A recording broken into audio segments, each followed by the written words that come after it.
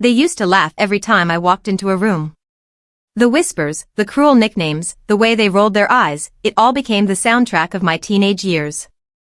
I was the nobody in school, the one people ignored until they needed a joke. But time has a funny way of turning the tables. Years later, I walked into my school reunion. The same people who once mocked me froze in silence, their jaws dropping as though they'd seen a ghost.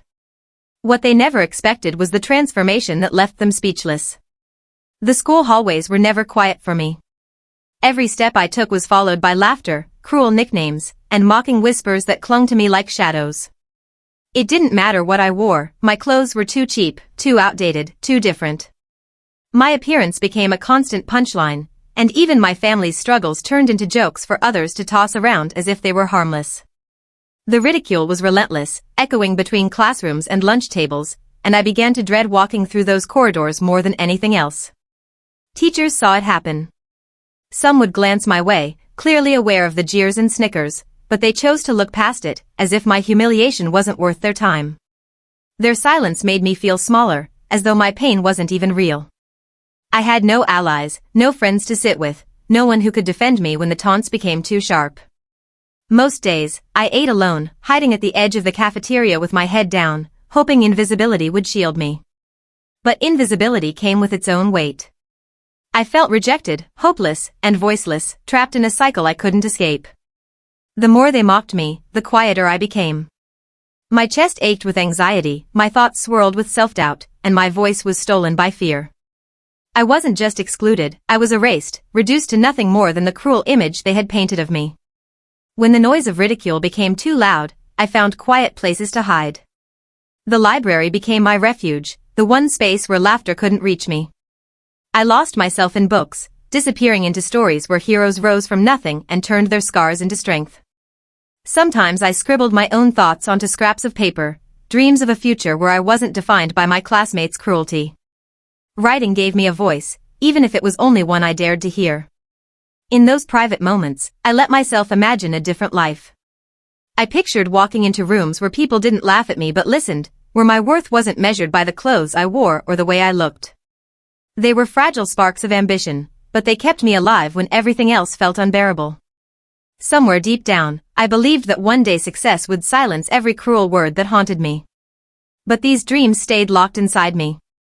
I never dared to share them, not with classmates who would twist them into new jokes, not with anyone who could laugh in my face. My hopes were my secret rebellion, my silent promise that things would not always be this way. The turning point came one afternoon in the cafeteria. Someone tripped me as I carried my lunch, and the tray crashed to the floor, splattering food across my clothes. The entire room erupted in laughter, and I stood there frozen, cheeks burning, wishing the ground would swallow me whole. In that moment, something inside me snapped. I was tired of being everyone's joke, tired of shrinking smaller each day while others grew bolder at my expense. That night, I made myself a promise, I would never let them see me weak again. If they wanted someone to mock, they would have to find another target, because I was done giving them the satisfaction. I started small, studying with a focus I had never known before, spending hours poring over textbooks. I began exercising, even if it meant clumsy push-ups on my bedroom floor or running when no one could see me. I picked up new skills, teaching myself things my classmates would never expect me to know. Each small victory, an extra push-up, a higher grade, lit a fire inside me. The laughter that once crushed me became fuel. Their mockery no longer defined me, it drove me toward transformation. Graduation felt like a doorway I had been waiting years to walk through. Leaving behind the halls that had caged me in mockery was liberating, but the real test began when I entered college. It wasn't easy. The coursework was overwhelming, money was always tight, and there were days when exhaustion whispered that I should give up. But unlike before, I no longer surrendered to defeat. I had promised myself I would never be the weak, voiceless person they once saw, and that promise carried me through every long night. Slowly, persistence carved out confidence. Each assignment completed, each exam passed, became proof that I was capable. I balanced part-time jobs with classes, learning discipline and responsibility the hard way. At the same time, I committed to improving my body, running regularly, lifting weights, and transforming myself from the inside out. My reflection changed along with me, healthier, stronger, sharper. For the first time, I looked in the mirror and saw someone I was proud of. People began to notice, not for my flaws, but for my work ethic, my determination, my quiet strength. Professors respected me, peers sought my help, and my reputation shifted from invisible to admirable. It wasn't an overnight change, but piece by piece, my new life began to take shape. I was no longer surviving, I was building. With time, the hard work began to pay off. My career slowly gathered momentum, each achievement stacking onto the next until I was no longer just surviving, but thriving. Projects I once doubted I could handle became opportunities to prove myself, and before long, I earned the respect of colleagues who admired not only my skills but my persistence. Financial stability followed, and with it came independence, no longer tied to the shadows of scarcity or the insecurity that had once defined me.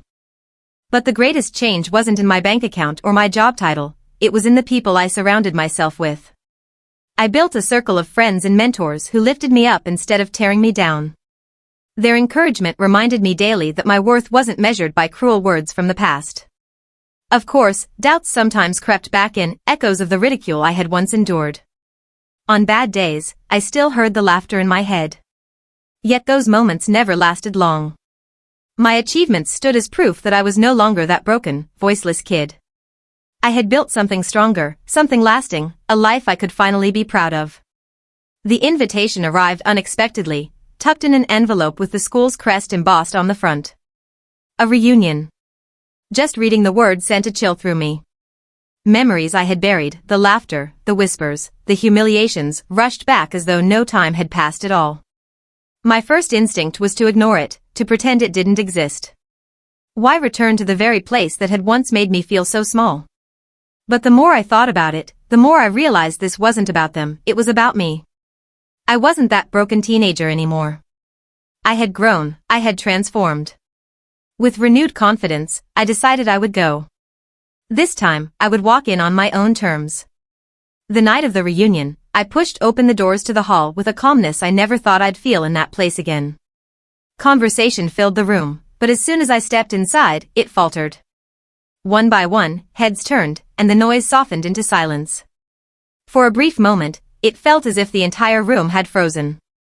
The same faces that once sneered at me now stared in disbelief.